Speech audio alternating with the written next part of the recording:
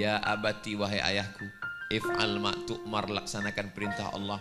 Satajiduni insyaallahu minas sabirin. Insyaallah aku menjadi anak yang sabar.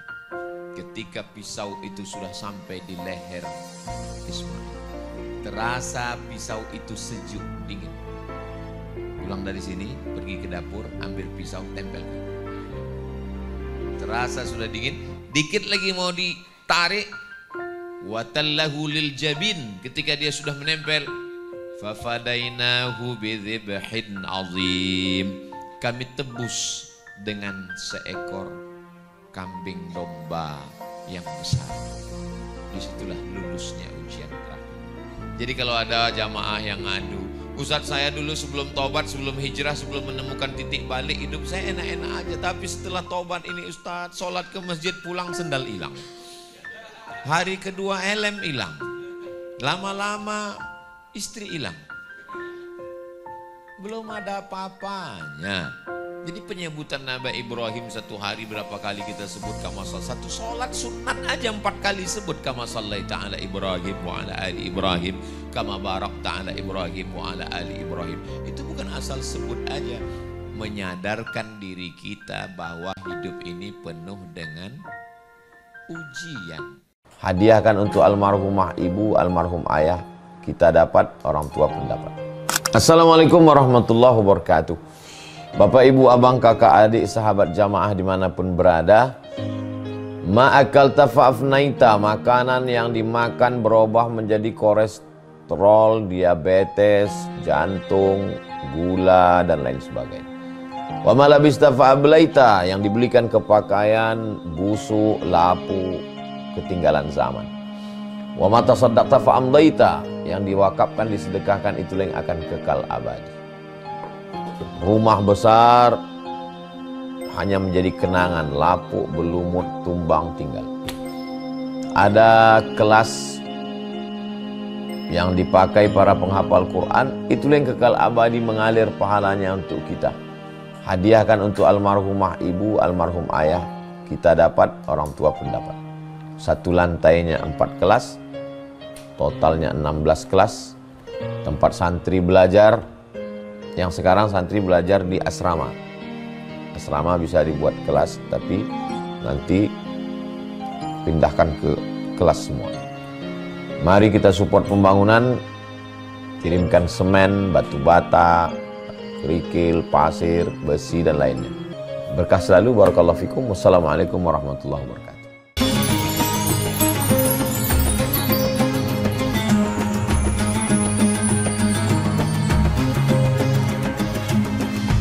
Assalamualaikum warahmatullahi wabarakatuh.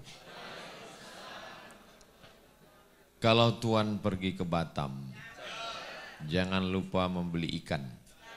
Dari bunyi sambutan salam, nampaknya jamaah ini lagi banyak ujian.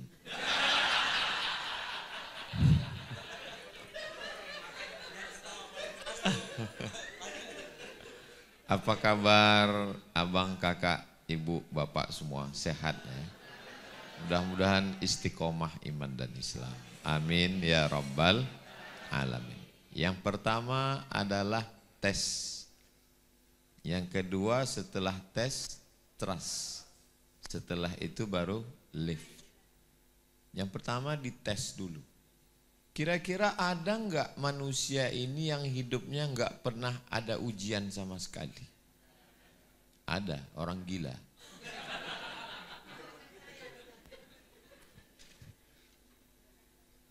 Tadi kita sebut namanya, Allahumma sholli ala Sayyidina Muhammad wa ala ali Sayyidina Muhammad. Kama shallaita ala Sayyidina Ibrahim wa ala ali Sayyidina Ibrahim.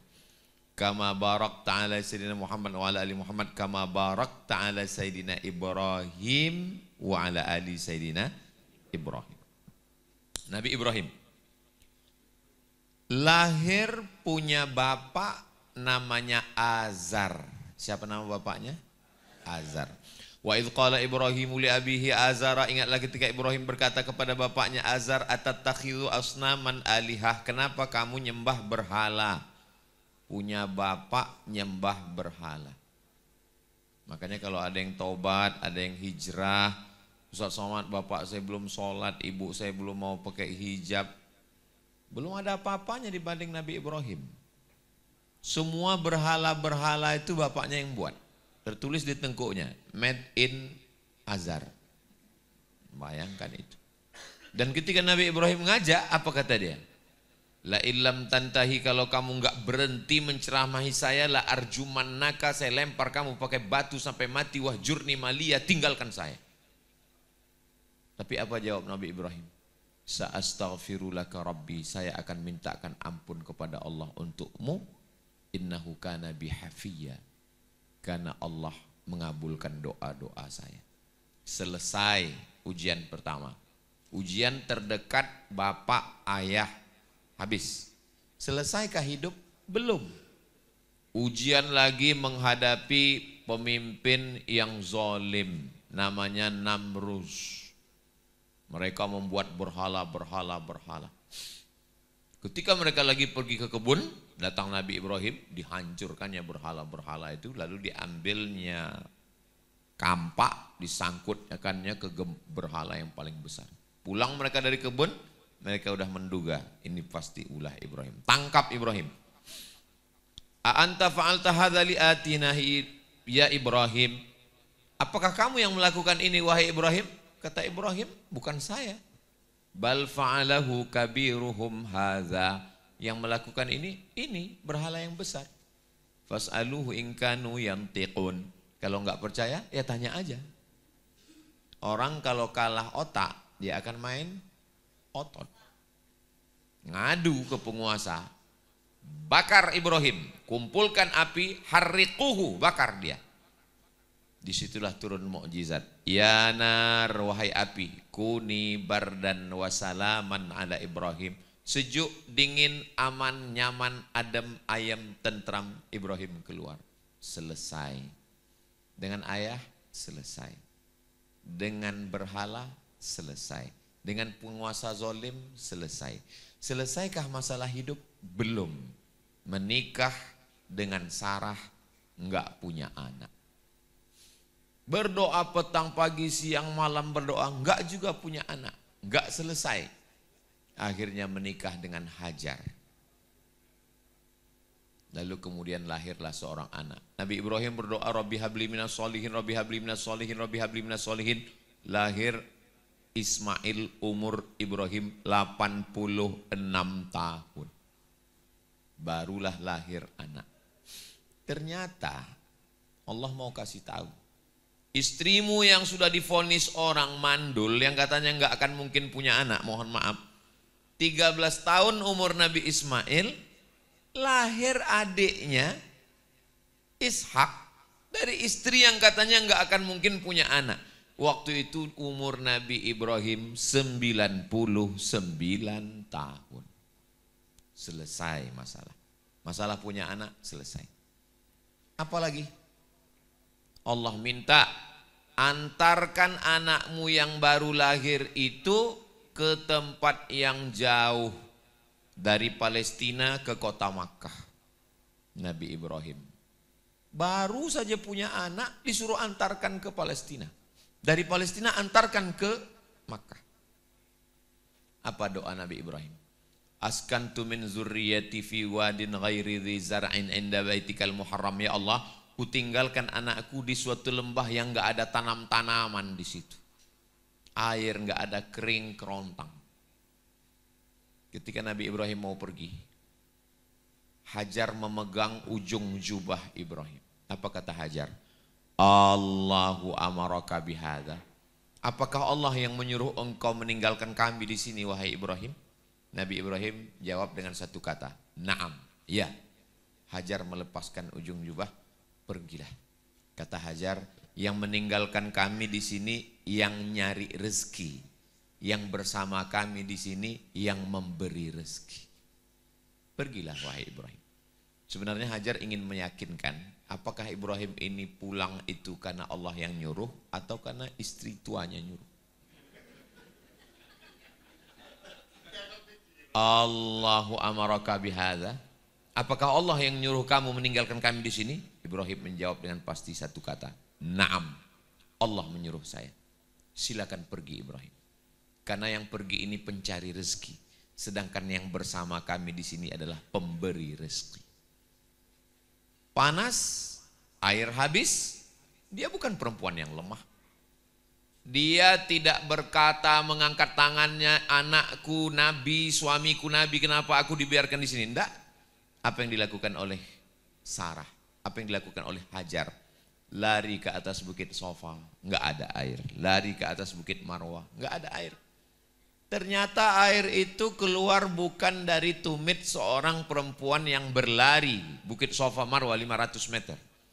Tapi air itu datang dari tumit anak kecil yang belum pandai berdiri. Yang digesekkan ke pasir, memancar air. Berkumpullah, berkumpullah. Bahasa Arabnya zamzami, zamzami. Berkumpullah. Air zam-zam itu berkumpul. Ibrahim pindah dari Babilonia ke Palestina 1800 sebelum Masehi. Sekarang sudah 2025. Berarti 3.800 tahun yang lalu air itu memancar tidak kering sampai sekarang. Perjuangan seorang perempuan yang luar biasa. Memang perempuan itu dari dulu luar biasa. Laki-laki biasa di luar. Dengan ayah selesai. Dengan penguasa zalim selesai. Dengan penyembah berhala selesai. Dengan istri selesai. Berpisah dengan anak selesai. Selesaikkah ujian? Belum. Begitu anak remaja, apa yang terjadi? Ya bunayya, wahai anakku, inni ara fil manam, aku lihat dalam mimpiku, anni azbahuka, aku menyembelih lehermu, fanzur madza tara, apa pendapatmu? Ini ujian terberat. Kalau bapak ibu nggak percaya ini ujian terberat, pulang dari sini panggil anak, wahai anakku, aku bermimpi tadi malam, aku menyembelih lehermu. What is your opinion? Apa jawab Nabi Ismail? Ya abati, wahai ayahku, if'al ma tu'mar, laksanakan perintah Allah.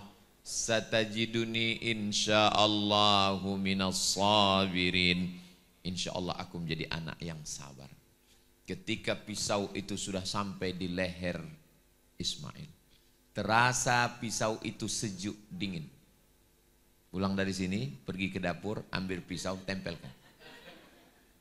Terasa sudah dingin, dikit lagi mau ditarik, watallahu lil jabin, ketika dia sudah menempel, fafadainahu bidzibhin azim, kami tebus dengan seekor kambing domba yang besar. Disitulah lulusnya ujian terakhir. Jadi kalau ada jamaah yang ngadu, Ustadz saya dulu sebelum tobat, sebelum hijrah, sebelum menemukan titik balik hidup saya enak-enak aja, tapi setelah tobat ini Ustadz, sholat ke masjid pulang sendal hilang, hari kedua helm hilang, lama-lama istri hilang, belum ada apa-apanya. Jadi penyebutan Nabi Ibrahim satu hari berapa kali kita sebut kama shalla, satu sholat sunat aja 4 kali sebut kama shallaita ala Ibrahim wa ala ali Ibrahim kama barakta ala Ibrahim wa ala ali Ibrahim. Itu bukan asal sebut aja, menyadarkan diri kita bahwa hidup ini penuh dengan ujian. Maka memang betul, saya pun hari ini kena ujian juga. Yang tampil bertiga, kok diuji fotonya satu? Ini ujian paling berat buat saya. Ujian. Nabi Muhammad SAW lahir ke atas dunia tidak pernah melihat ayahnya karena baru 2 bulan dalam kandungan sudah meninggal. Lagi sayang-sayangnya pelukan seorang ibu 6 tahun meninggal Aminah. Dijaga dipelihara oleh kakek Abdul Muttalib. Kalau Abdul Muttalib dipasangkan kasur di samping Ka'bah, itu nggak ada satupun anaknya yang berani duduk. Abdul Muttalib datang, Muhammad SAW lari-lari, datang anaknya mau menarik, biarkan cucuku karena nggak punya ayah, nggak punya ibu, kakek meninggal, diasuh oleh paman yang paling miskin, paling susah, anaknya banyak, namanya Abu Talib. Abu Talib yang menjaga di saat embargo orang kafir Quraisy. Abu Talib meninggal dunia. Dua tempat berpegang. Yang pertama Abu Talib, yang kedua Khadijah. Di tahun yang sama Abu Talib meninggal, Khadijah meninggal. Anaknya 4. Zainab, Ruqayyah, Ummu Kulthum, Fatimah. Zainab, Ruqayyah, Ummu Kulthum meninggal ketika Nabi masih hidup. Satu cuman anaknya yang meninggal setelah Nabi meninggal. 6 bulan setelah Nabi meninggal baru Fatimah meninggal. Anak laki-lakinya Abdullah, Al-Qasim, Abdullah. Itu yang dari Khadijah. Ada satu dari Maria Al-Qibtiyah namanya Ibrahim. Meninggal juga. 3 anak laki-laki meninggal, 3 anak perempuan meninggal. Jadi kalau ada orang, saya baru taubat Ustaz, saya baru hijrah, ujian saya berat sekali. Taubatnya kapan? Pagi tadi. Ini belum ada apa-apanya. Jadi sebenarnya semakin kuat tekanan hidup, Allah ingin supaya kita menjadi yang lulus yang terbaik. Kalau ujian S1 100 lembar skripsi. Ujian S2 200 lembar. Ujian S3 300 lembar. Di atas itu S teler, S doger, S Bandung, S cendol.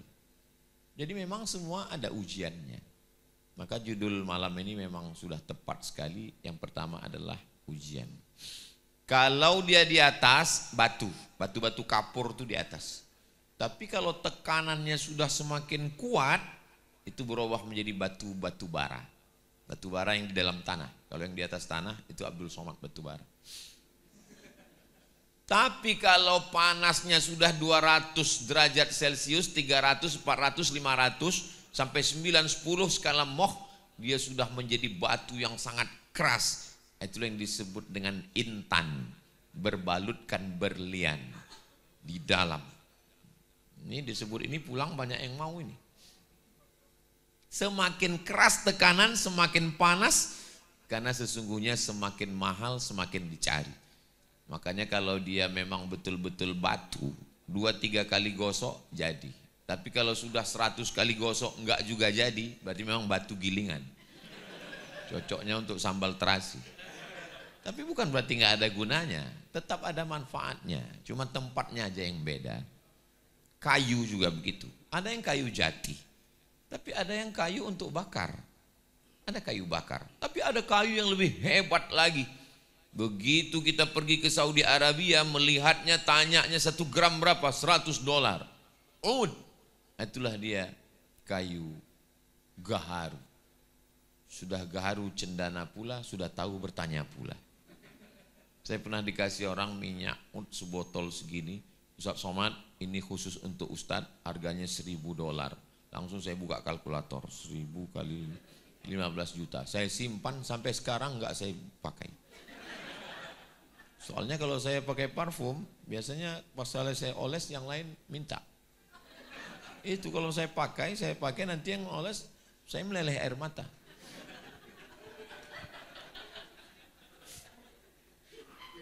Jadi memang ada kualitasnya masing-masing. Kenapa gaharu itu sangat mahal? Letaknya di dalam hutan. Dan sekarang sudah hampir punah, dikalahkan oleh kelapa sawit. Dan dia mesti dilukai.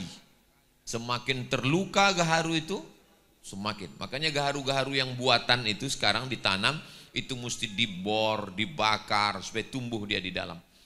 Dan setelah itu barulah dicongkel, jadilah gaharu. Saya kebetulan sebelum berangkat ke Mesir, itu kami pelatihan bahasa Arab 2 bulan di Jakarta. Pelatihan bahasa Arab 2 bulan. Kami yang tidak dari Jakarta, saya dari Sumatera, dari Riau, beberapa kawan jalan-jalan, keliling, Sabtu, Ahad libur. Yang anak Jakarta, Jabodetabek pulang.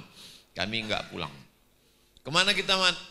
Sabtu, Ahad libur. Ya udahlah kita jalan-jalan aja. Jalan kami keliling Jakarta, kami tengok, kami lihat. Plaza. Di tempat saya plaza itu mall. Nah ini kayaknya mall nih, turun rupanya kantor semua isinya. Sama jualan-jualan di atas. Tiba-tiba teman saya hilang. Mana dia? Mundur lagi ke belakang, rupanya dia lagi duduk di kursi jati. Tahun 98, sedang krisis. Tertulis di situ kayu kursi jati 15 juta. Saya bilang, ngapain kamu duduk di sini? supaya seumur hidup kita pernah duduk di kursi yang harganya 15 juta. Kayu jati di tengah hutan bertemankan dengan pacat, dengan nyamuk, tapi begitu dia dipotong, dijemur, dikeringkan, dipahat, di kertas pasir, didempul, barulah kemudian diletakkan di gedung yang tinggi pencakar langit di ibu kota negara Indonesia, dan semua orang ingin membelinya, memilikinya. Setelah melewati ujian yang luar biasa. Cincin yang ada di tangan ibu-ibu sekalian, apakah itu langsung jadi? Enggak. Dia di pedalaman Kalimantan orang mengambil seperti diayak dulu. Dipisahkan dulu antara kuning tanah liat dengan kuning emas dan kuning satu lagi. Baru dikumpulkan, dicuci lagi dengan merkuri. Makanya tambang ilegal merusak alam, ikan mati karena racun, dan orang yang memakai itu pun kena radiasi merkuri. Barulah setelah itu jadi butiran-butiran emas, baru diambillah intan berlian, lalu kemudian disematkan. Semua calon pengantin baru pergi melihat etalase kaca di mall yang mahal, ketika ditunjuk, kira-kira nanti kita nikah maharnya yang mana ya? Ini aja. Begitu ditanya, berapa harganya? 300 juta. Langsung berdenyut tangkai jantung. Hampir innalillahi wa inna ilaihi raji'un. Kenapa orang semua mau? Karena proses ujian. Kalau untuk diletakkan di tangan seorang mempelai perempuan saja perlu batu. Ustaz mau ngeliatkan cincin Ustaz? Enggak, ini mereknya Casio, dikasih orang. Kalau hanya untuk diletakkan di tangan saja prosesnya begitu, apalagi untuk menjadi hamba Allah yang akan masuk ke dalam surga, akan didudukkan bersama Nabi Muhammad sallallahu alaihi wasallam. Jadi kita ini memang ujiannya macam-macam. Kadang suaminya baik, istrinya kuntilanak. Kadang istri solihah, suaminya genderuwo. Kadang suami sudah baik, istri sudah baik, anak tuyul. Jadi memang ujian itu datang dari berbagai macam sisi. Gitu. Saya tidak bermaksud pulang dari sini lalu saling memanggil, hai genderuwo, hai kuntilanak, bukan itu maksud saya. Bahwa memang ujian hidup itu iya begitu. Saya mau menyatakan bahwa sedang Nabi Muhammad SAW aja, yang Sayyidul Anbiya wal Mursalin, ada ujiannya. Ustadz Lukman ujiannya lain, Ustadz Salim ujiannya lain. Buktinya dia lebih cepat pulang. Saya ujiannya lain. Dan memang kita, dan alhamdulillah beberapa hari ini kami, dari mulai hari Jumat, pagi, siang, malam, ketawa terus. Baru saya sadar malam ini, ternyata mereka ini ketawa karena lepas dari ujian.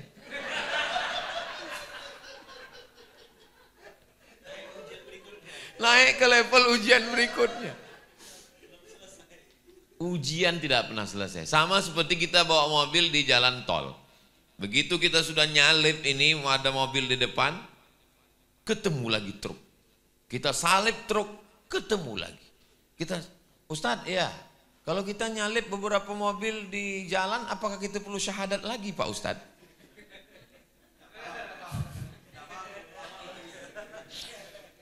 Jadi memang nggak pernah sampai akhirnya keluar dari pintu tol. Kita melihat pintu tol, alhamdulillah udah berakhir ujian. Tapi pas gitu kita tempelkan kartu, kurang. Ujian terakhir. Ustadz kemarin kan hari Jumat datang ke Surabaya. Ada di Surabaya ke Malang. Lalu kemudian ini malam. Besok ada 2 jadwal lagi. Terus Ustadz istirahatnya kapan? Istirahat kita nanti di surga bersama Nabi Muhammad SAW. Kalau berharap hidup ini lepas dari ujian, istirahat enggak bakalan. Kayaknya nanti kalau udah tamat SMA, udah pakai seragam lah, rambut mesti pendek lah. Kayaknya nanti enggak boleh pakai motor lah. Nanti kalau udah tamat SMA, kayaknya di kampus nyaman. Kampus lebih banyak lagi ujian buat makalah, presentasi. Kayaknya kalau materi sudah habis kayaknya nyaman, ujian lagi nulis skripsi. Kayaknya kalau udah selesai S1 ini agak aman, ujian lagi nyari kerja. Kayaknya kalau udah kerja ini kayaknya agak tenang Pak Ustadz. Ditanya orang, kapan nikah? Kayaknya kalau udah nikah ini selesai. Ditanya orang, kok belum punya anak? Kayaknya kalau udah punya anak tenang ini. Ditanya orang, kok anaknya laki-laki semua? Nggak punya anak perempuan. Contohnya siapa? Saya. Kayaknya nanti kalau anak-anak ini udah besar, kita nyaman ya mah. Iya, rupanya setelah anak besar menikah, dia malah nitipkan anaknya ke kita. Kapan hidup ini mau tenang? Kalau mau merasakan hidup ini tenang, nyaman, adem, ayam, tentram, nanti ketika kita di surga bersama Nabi Muhammad SAW, maka sempat-sempatkanlah di sela-sela kesibukan untuk sholat duha agak 2 rakaat. Sempat-sempatkan sholat tahajud di tengah malam. Sempat-sempatkan untuk bersedekah, zakat, wakaf, infak, sedekah. Karena kalau menunggu lapang, menunggu tenang, menunggu tidak akan ketemu dengan namanya ketenangan. Orang kaya pakai mobil yang mahal lewat di jalan tol. Sendirian, istri jauh, anak jauh. Di samping tol ada padi, sawah terhampar, hijau. Di tengah sawah ada pondok. Bahagianya mereka yang ada di pondok ya. Siang-siang ini bisa makan ikan asin dengan sambal terasi yang bawa istri. Oh, keluarga mereka sakinah, mawaddah, warahmah. Kata yang di mobil ngelihat orang yang makan. Apa kata mereka yang ada di tengah sawah? Bahagianya yang naik mobil. Padahal sebenarnya kedua-duanya sedang bahagia. Hanya saja mereka melihat kebahagiaan itu di tempat orang lain. Maka muncullah kata-kata hikmah yang sebenarnya tidak hikmah.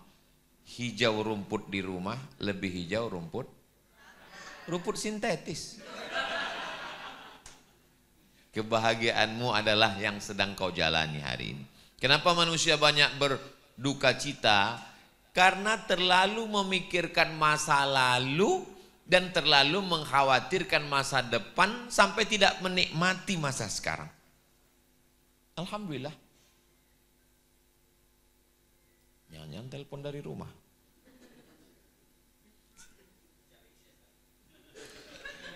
Jumat, Sabtu, Ahad, Senin itu memang izin visa saya 4 hari. Saya keluar Jumat, Sabtu, Ahad, Senin. Hanya 3 malam. Malam Sabtu, malam Ahad, malam Senin. Ini malam terakhir besok. Enggak boleh lebih dari 3 malam. Dikhawatirkan buka cabang. Maka Senin saya mesti pulang. Hari Selasa, hari Rabu, hari Kamis saya di rumah, di pondok. Kalau sekarang saya diantar, saya dijemput, saya dikawal 3 lapis. Polisi, TNI, tadi Angkatan Laut. Tapi kalau saya sedang di rumah, saya adalah seorang suami, saya seorang guru, pondok pesantren, saya seorang ayah. Maka jadi jangan Bapak Ibu bayangkan kalau saya di rumah itu lalu berkata ke anak dan istri saya, ya ayyuhallazina amanu. Enggak begitu. Ya saya seorang suami. Enggak pakai supir, enggak pakai pengawal. Gimana Ustadz bisa keluar enggak pakai pengawal? Iya, saya pakai masker. Pakai masker, kacamata hitam, pakai topi pet, pakai baju hitam, pakai celana hitam, man in black. Saya gendong Sami, saya jalan sama Hazik, saya jalan sama Ustazah. Datang orang dekat, Ustadz Somad ya? Mirip, saya bilang. Ngotot dia, kemarin saya lagi ngotot. Sami lagi main-main bola, bola kecil. Datang dia, tolonglah Ustadz, saya bilang, tolonglah kasihani aku, saya bilang. Inilah hariku bersama keluarga. Kapan lagi aku bisa menjadi seorang ayah? Kapan lagi aku bisa menjadi seorang suami? Saya katakan ke istri saya, aku ini macam kain pendek. Kalau ditarik ke kepala, kakiku terbuka. Kalau ditarik ke kaki, kepalaku buka. Aku bukan suami yang sempurna. Aku penuh dengan kekurangan. Tapi aku berusaha untuk mencoba menutupi segala kekurangan. Kau mendampingi aku tidak lama. Sementara di pintu surga saja. Habis itu nanti insya Allah kita bahagia. Nah, jadi saya mau menyampaikan bahwa kalau ibu-ibu, kakak-kakak ditinggal suaminya, istri saya juga mengalami hal yang sama. Kalau suami pergi, saya juga pergi. Dan kalau suami merasakan kekhawatiran, kita sama laki-laki sih kita yang khawatir juga. Dan kalau ditanya tinggal di mana, pulang jam berapa, itu sesungguhnya Allah sedang mengirim security syariah untuk kita. Allah sayang sama kita. Kalau ada di antara perempuan yang mengatakan, ini Pak Ustadz bukan yang doa saya dulu, saya doa suami itu yang tinggi, yang berotot, yang matanya biru, yang kulitnya putih. Allah itu ngasih kita bukan yang kita minta, tapi yang menurut ilmu Allah cocok untuk kita. Coba bayangkan suami ibu kayak bule, itu tingkat kekhawatirannya tinggi sekali. Gula darah naik, jantung koroner naik, detak jantung nggak normal. Tapi begitu dapat suami yang biasa-biasa aja, alhamdulillah Pak Ustadz. Mau diambil orang silakan, mau nggak pulang juga nggak apa-apa. Gitu. Jadi Allah ngasih, direkam Ustadz Lukman Bang. Jadi Allah itu yang paling indah itu adalah ketika menyerahkan kepada Allah Subhanahu wa taala, inna sholati wa nusuki wa mahyaya wa mamati lillahi rabbil alamin. Di awal salat, di ujung salat 4 lagi. Kalau di awal salat tadi inna sholati wa nusuki wa mahyaya wa mamati, di akhir salat 4 juga. At-tahiyatul mubarakatus sholawatut thayyibatu lillah. Tapi bukan berarti tanpa usaha dan ikhtiar. Ini air ini memang milik saya. Ini untuk Ustadz Salim, ini untuk Ustadz Lukman, ini untuk Ustadz Heru, ini untuk Ustadz Somad. Memang milik saya. Ustadz kok tahu? Ya saya menduga aja. Karena kami kan berempat. Berarti ini air ini milik saya. Tapi kalau Ustadz Salim tidak menuangkannya dan saya tidak berusaha untuk mengambilnya, mendekatkan ke mulut, apa mungkin dia masuk ke mulut saya? Enggak. Saya tinggal buka mulut. Enggak mungkin masuk. Ada usaha dan ikhtiar. Saya mau mengatakan kita enggak boleh apatis. Jangan gara-gara inna sholati wa nusuki, besok ini para bisnismen ini pas ditanya, gimana planning kita 2025-2026? Inna sholati wa nusuki wa mahyaya wa mamati lillah. Kalau mau berpikiran simple, kita tinggal pergi ke pasar, ambil ikan, bawa pulang, kan selesai. Tapi laki-laki tidak begitu. Laki-laki nyewa speedboatnya, bawa motornya, bawa mobilnya, letakkan di tepi sungai, pergi mancing ke tengah laut. Pas ditanya, mau ngapain, mau ngambil ikan, kenapa nggak beli di pasar? Bukan masalah ikannya Pak Ustadz, adventure. Laki-laki itu petualang Pak Ustadz. 2 hari 2 malam di tengah laut, dipukul ombak, diempas gelombang, nggak dapat ikan. Pulang malu, beli juga di pasar. Karena petualangannya. Kenapa Ustadz Lukman buat masjid makan-makan? Kenapa Ustadz Lukman buat masjid ramah anak? Itu pasti ada kronologisnya. Bagaimana beliau dulu kuliah di Malaysia. Bagaimana beliau bawa anak pengurus masjid marah-marah. Beliau ingin memperbaiki itu. Tapi tidak hanya sekedar ceramah. Jadi ternyata di balik ujian-ujian itu Allah punya maksud. Saya buat sekolah 1 tahun gratis 25 orang. Kenapa 25? Karena itu batas kemampuan saya. SMP kelas 1 25, kelas 2 25, kelas 3 25. SMA kelas 1 25, kelas 2 25, kelas 3 25. 75 75 150 anak. Gratis. Uangnya dari mana? Dari Ustadz Abdul Somad Official. Subscribe, like, share, and comment. Kenapa Ustadz buat sekolah gratis? Ibu saya membawa saya ke guru ngaji pondok pesantren. Dia serahkan saya ke guru. Ustadz, aku serahkan anakku Abdul Somad. Dia serahkan pakai ketan dicampur dengan kunyit, warnanya jadi kuning, lalu kemudian di atasnya dibuat kelapa dengan gula merah. Tradisi di tempat kami, orang Melayu, kalau anak diserahkan pakai ketan kuning, itu berarti anak ini diadopsi jadi anak angkat. Saya lama berpikir, kenapa mak saya menyerahkan saya ke guru itu supaya jadi anak angkatnya? Mak saya cerdas. Karena kalau saya jadi murid, saya bayar. Tapi kalau saya jadi anak angkat, saya ngaji gratis. Saya sampaikan ke anak santri. Aku dulu diserahkan emakku ke Ustadz Armawi Abdurrahman di sekolah tahfiz supaya aku jadi anaknya. Maka masa lalu itu yang selalu dalam pikiran saya, hikmahnya, itulah saya buat pondok untuk laki-laki namanya Nurul Azhar, untuk perempuan Mahat Az-Zahra, laki-laki 150, yang perempuan 150. Channel Ustaz Abdul Somad Official itu setiap bulannya berkisar antara 100 sampai 150 juta, tidak pernah sekalipun sejak awal channel itu sampai hari ini masuk transfernya ke nomor saya, semuanya ke nomor yayasan, untuk gaji guru, beli beras, beli sabun, sampo, bayar listrik, bayar air, semuanya. Kenapa Ustaz ceritakan ini? Saya mau ngasih tahu bahwa di balik ujian-ujian itu, sekian tahun ke depan Allah ingin kita berbuat sesuatu.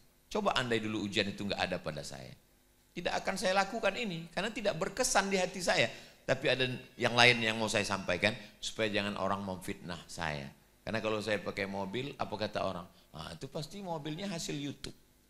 Kau tahu dari mana? Dari suara knalpotnya, tuk tuk tuk tuk tuk.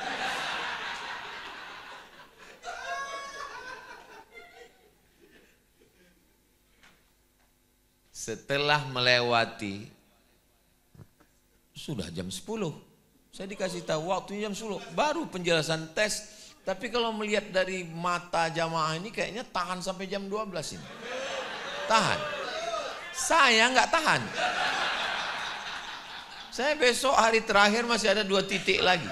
Subuh jam 5 dengan jam 9, setelah itu baru terbang pulang transit Jakarta, pulang ke Pekanbaru Riau. Tapi sebenarnya kita tidak pernah berpisah, karena kita selalu bersama dalam doa. Setelah diuji baru percaya. Biasanya bos-bos yang punya karyawan dites dulu. Coba tinggal pura-pura dompetnya tinggal. Oh, lulus baru dipercaya. Kalau Allah sudah percaya, maka dia akan berikan itu semua. Wala saufa yu'tika rabbuka. Itu enaknya ngaji di Albina nih. Jamaahnya hafal. Walaupun wadduha ke bawah. Kalau Allah sudah percaya akan dia kasih. Cuman masalahnya kadang ketika Allah sudah kasih, di saat itu kita sudah tidak perlu lagi. Dulu saya masih ingat di masa-masa sekolah, masa kuliah. Saya di masa kuliah itu nggak pernah pacaran. Dari S1 dari 98 sampai 2002 nggak ada kenal perempuan sama sekali.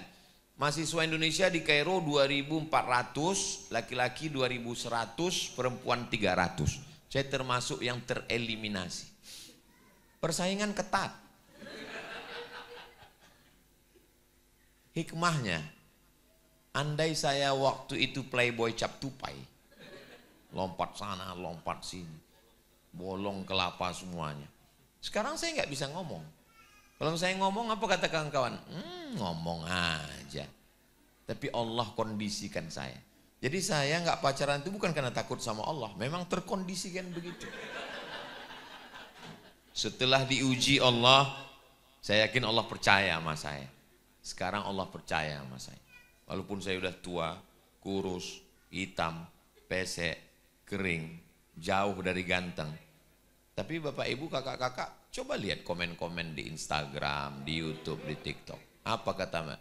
Ustadz, emangnya saya memang nggak bisa balas karena passwordnya dipegang admin. Tapi komen-komen tuh saya baca. Masa Ustadz ingat 1000 komen? Beberapanya ingat. Ustadz, jadikan aku yang kedua ya.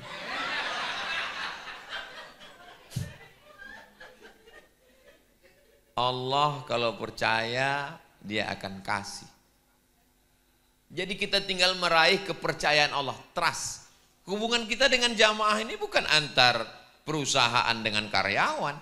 Hubungan kita satu, trust. Sekali orang percaya, jangankan hartanya, nyawanya dia berikan. Berapa banyak perempuan-perempuan anak orang kaya, kebunnya sejauh mata memandang, tapi dia ketika menikah dengan suami yang biasa-biasa saja. Apa kata si perempuan kepada suaminya? Bang, Mas, jangankan hartaku, jangankan STNK BPKB ku, nyawaku ku berikan kepadamu. Satu-satunya kesalahanku dalam hidup adalah satu, mencintaimu. Nyawa dia berikan. Kenapa? Hubungan adalah trust, kepercayaan. Tapi kalau sekali dia sudah tidak percaya, seumur hidup. Makanya seringkali saya ketemu dengan jamaah itu, kalau ketemu dengan saya foto sampai 2-3 kali. Pas saya tanya, untuk apa? Persiapan Pak Ustadz, lapor ke rumah. Kalau sama Ustadz, Allah percaya insya Allah. Alhamdulillah, mudah-mudahan istri saya percaya sama saya. Setelah percaya, baru Allah naikkan derajat pelan-pelan. Cuman standar kita kan derajat ini selalunya materi. Siapa yang tidur di atas singgasana yang tinggi, megah, mewah, cantik, mahal, dialah yang tinggi derajatnya. Kalau begitu standar kita berpikir, yang tidur di atas tempat tidur yang tinggi, yang mahal, yang mewah, yang sutra, itu Abu Jahal, Abu Lahab. Nabi Muhammad SAW tidurnya di atas pelepah kurma. Standar itu tidak berlaku. Siapa yang berkuasa yang hebat berarti naik derajatnya. Siapa yang terlunta-lunta di tengah gurun pasir berarti derajatnya rendah. Kalau itu yang dijadikan standar, maka yang tinggi derajatnya Fir'aun. Sedangkan Nabi Musa terusir dari istana. Standar ketinggian itu ada pada istiqomah. Jadi kalau kita istiqomah sholat berjamaah, istiqomah baca Quran, istiqomah berzikir, istiqomah dalam kebaikan, sesungguhnya kita sedang diangkat Allah derajatnya. Walaupun kita hebat di mata manusia, berapa lamalah kehidupan ini? Kehidupan ini, kenapa Ustadz bisa berjalan? Kenapa Ustadz bisa megang mikrofon? Kenapa Ustadz bisa ngomong? Iya, karena darah masih mengalir ke otak saya. Dari otak saya mengalir ke mulut. Sinkron antara apa yang mau saya omongkan dengan apa yang terpikirkan. Ngalir dia. Dari mana otak itu bisa mendapatkan darah? Dari jantung. Jantung itu berdegup. Kalau Allah mau, satu kali degup berhenti, mati. Kena serangan. Kok Israel? Serangan jantung. Enggak nunggu tua, enggak nunggu sakit. Orang kalau sudah kena serangan jantung mendadak, berhenti jantung. Kalau tulang, otak masih bisa hidup selama jantung masih berdegup, berdetak. Tapi kalau sudah jantung berhenti, habis. Sekarang ada orang sakit terbaring, dinyalakan lilin. Begitu dia meninggal mengembuskan napas yang terakhir, ulama ada di situ. Ulama mengembus lilin itu. Heboh. Kenapa dia ngembus lilinnya? Karena tadi waktu dia hidup, lilin itu punya dia. Tapi begitu jantungnya berhenti dan dia mati, lilinnya punya siapa? Punya orang lain. Punya anaknya, punya istrinya. Dan anak istrinya belum tentu izin lilinnya hidup. Itulah mengapa lilin itu aku padamkan. Sekarang semua punya kita. Rumah punya kita, gedung punya kita, mobil punya kita, motor punya kita, handphone punya kita. Begitu jantung berhenti, STNK BPKB akan dibawa ke kantor Samsat berganti nama milik orang lain. Kenapa? Karena polisi tidak mau menangkap almarhum. Begitu jantung berhenti berdegup, surat tanah langsung dibawa ke Badan Pertanahan Nasional BPN. Kenapa? Karena akad jual beli dan kantor pajak tidak mau menagih orang mati. Surat tanah berganti nama orang lain, surat mobil berganti nama orang lain, dan yang paling menyakitkan, tarik napas panjang-panjang, surat nikah berganti nama orang lain. Mereka hanya menanti 4 bulan 10 hari. Setelah 4 bulan 10 hari, surat nikah berganti nama orang lain. Siapa? Brownies, Brondong Mas.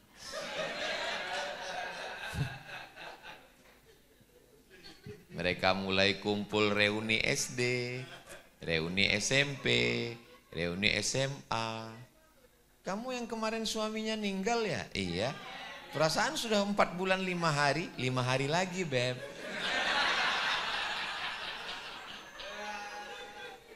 Rumah kamu yang bangun, tanahnya kamu yang nyari, arsiteknya, ruang tamunya, kamarnya, keramiknya dari mana, bentuk toilet, kamar mandi, semua. Tapi apa yang terjadi? Dia yang datang menikmati. Dia bukan cuma naik ke rumahmu, bukan cuma naik ke tempat tidurmu, dia naik ke istrimu. Saya tahu ini menyakitkan. Kadang jujur itu memang menyakitkan. Tapi saya juga nggak mau pulang dari sini kalian kelahi. Saya tidak. Saya cuma mau menyadarkan kita yang sesungguhnya. Walaupun saya sedang mengatakan menyadarkan kita, sebenarnya ke jamaah, ke abang 1, ke saya 4. Mau menyadarkan kita nih laki-laki bahwa kita bahagiakanlah diri kita bersama Allah, membangun masjid, menolong pondok pesantren, menemukan titik balik. Karena pada akhirnya semua akan menjadi milik orang lain. Perempuan-perempuan yang menangis di tepi kubur kita, sudahlah, akhirilah sandiwara ini. Ustaz, sayang, nggak ada lagi maknanya hidup ini. Saya mau masuk ke dalam aja. Biasanya ustaz-ustaz melarang, jangan bu, istighfar. Saya sampai sekarang kalau ada perempuan yang nangis suaminya meninggal, belum pernah saya larang sekalipun. Saya mau ngelihat, serius enggak? Cobalah masuk, coba. Enggak ada. Motor yang kita beli, motor yang kita sayang, motor yang kita cinta, belum mandi yang punya motornya udah mandi mengkilat. Begitu 4 bulan 10 hari mereka akan jalan sore-sore. Saking kuat pegangannya. Kecepatan cuma 30 km, tapi pegangan 120. Dia nanya, mana kubur suamimu yang dulu? Itu sana.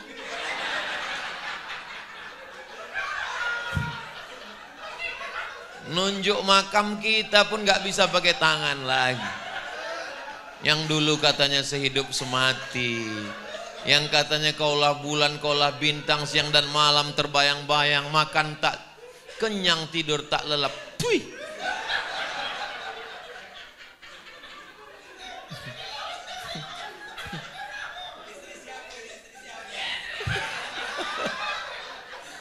Pada akhirnya kita akan menghadap Allah Subhanahu wa ta'ala. Siapkan bekal. Apa yang akan kita bawa menghadap Allah Subhanahu wa ta'ala. Datang gak bawa apa-apa, pulang pun gak bawa apa-apa, tapi disibukkan oleh apa-apa. Dan di akhirat nanti hisapnya lama gara-gara apa-apa. Terus hidup ini apa-apa sebenarnya. Datang gak bawa apa-apa. Ada di antara kita ini yang datang bawa surat tanah? Enggak ada. Pulang pun enggak bawa apa-apa. Di dunia sibuk, heboh, pergi sana, pergi sini, pagi, pulang petang, kepala jadi kaki, kaki jadi kepala. Berangkat pagi enggak sempat sholat subuh, takut macet. Sampai di kantor subuh sudah habis, meeting, browsing, enggak sempat sarapan. Sampai waktu siang zuhur hilang, masuk asar, pulang takut lagi, rapat itu ini segala macam, lembur, pulang sampai rumah, makan pagi, makan siang, cuman minum, ada yang cuman sarapan asap. Lalu kemudian uang itu masuk hanya sekedar numpang transit sebentar di rekening, berikutnya pindah ke dokter spesialis jantung, pasang ring. Kalau kebetulan yang saya omongin ini terjadi, jangan tersinggung. Kunci dengar tausiah Ustaz Somad itu 1, jangan tersinggung. Ada beberapa jamaah tersinggung, pulang meninggal.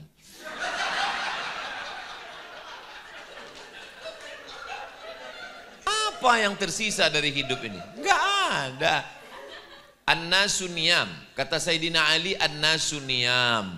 Manusia ini seperti orang tidur. Ada yang mimpi jadi orang kaya, ada yang mimpi jadi orang viral, ada yang mimpi jadi penguasa. Falamma matu intabahu. Ketika mati, barulah dia terbangun dari tidur panjangnya. Ternyata hidup hanya mimpi. Yang dulu katanya fata morgana, mana itu malaikat? Mana itu surga? Mana itu neraka? Mana itu alam barzah? Itu hanya sebelum jantung mau berhenti. Begitu jantung mau berhenti, yang nyata ini menjadi fata morgana. Anakmu, istrimu, rumahmu, motormu hilang menjadi fata morgana. Malaikat maut, mungkar nakir, azab kubur, titian siratal mustaqim, padang mahsyar, surga neraka. Tipis setipis kulit bawang, antara nyata dan tidak nyata, antara ada dan tidak ada. Pada akhirnya kita akan menghadap Allah Subhanahu wa ta'ala. Andai saudara-saudara saya dapat kabar Ustadz Somad sudah mendahului, maukah membacakan Al-Fatihah untuk saya? Maukah mendoakan saya? Alhamdulillah, saya sudah jelas nasib saya.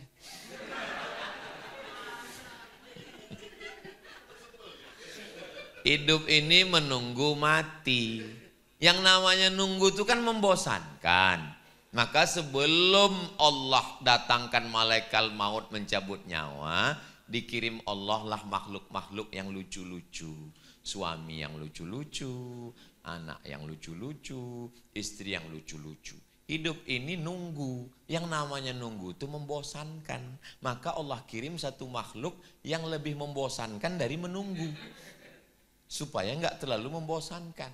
Hidup ini permainan. Nggak usah terlalu serius, Besti. Yang serius itu adalah menyiapkan bekal setelah mati. Mudah-mudahan saya bukan cuma pandai ngomong, tapi juga doakan supaya saya bisa mengamalkan yang saya sampaikan ini.